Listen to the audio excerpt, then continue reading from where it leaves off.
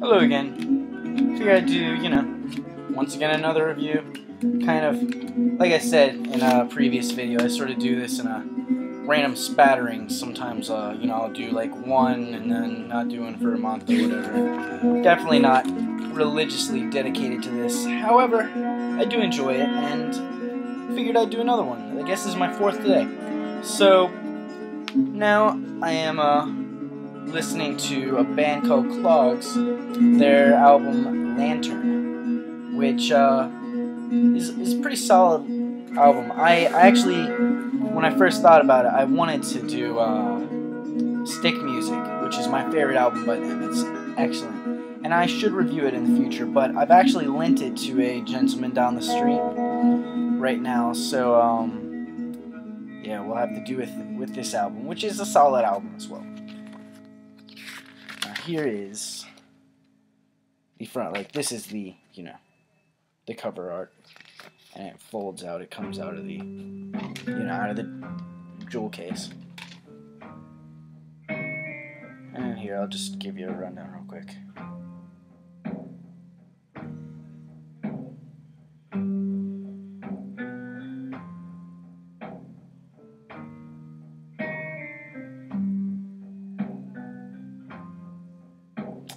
There you go. So, don't know if you could read that. I've never actually attempted to read all of it. Looks pretty awesome. Looks sort of like, almost like contemporary notation or something. Nah, probably not. Very cool. I don't know what it is. It's in another language, now I see. Looks like Latin. Yeah. Or French, possibly, or something. I'm not certain. Definitely looks like there's some Latin in there. Probably Latin. So Clogs is, I don't want to say a duo. I know that they just sort of, their lineup sort of seems to change often, though I'm not sure. They're sort of in the back shadows. They're hard to keep track of. I don't know a whole lot about them. I know that Aaron Dessner, Bryce Dessner, and Padma Newsom are the core members. Pretty positive. And Bryce Dessner, I know, is a guitarist with Aaron Dessner, his brother, in a band, an indie rock band called The National. And honestly, I listened to The National, and it was pleasant, but it wasn't, it didn't really do anything for me. And I would never guess that the guitarists and the members there were involved in something as artistic and as classically influenced as this kind of music. Sort of, this is like classical rock almost. Not classic rock, but classical rock. And that it's very influenced by classical music. A little bit of jazz. But, no more jazz than a lot of the contemporary classical is influenced by, since jazz and classical in the contemporary field tend to, sort of join together.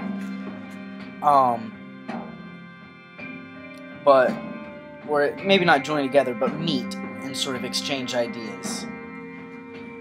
This is sort of, to me, this is where rock music is at, elevating to. It's coming to this point where it's meeting, it's becoming a trio, sort of.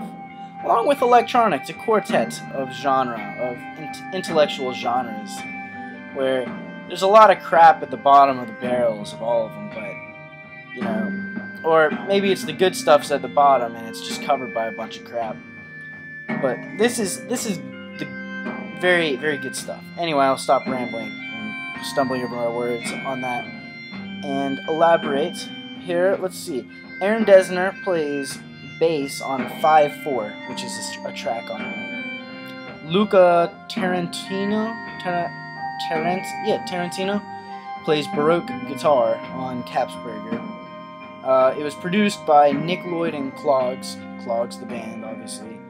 Recorded and mastered by Nick Lloyd at Firehouse 12. Capsberger recorded. I don't know what they're talking about here.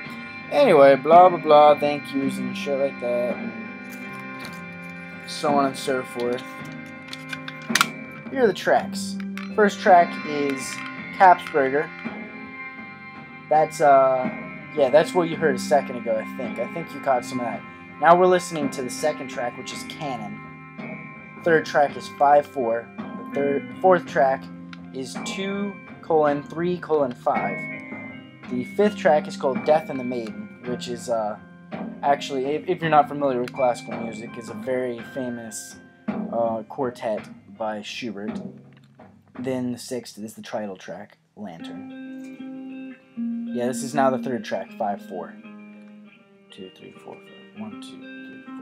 1, 2, 3, 4, 5. 1, 2, 3. Yeah, it's in 5/4. Lantern. It seems more like 5/8. I suck at theory, so I don't even know what I'm talking about. Anyway, Tides of Washington Bridge is the seventh track. Then the eighth is Song of the Cricket. Ninth is Fiddlegree. 10th is Compass.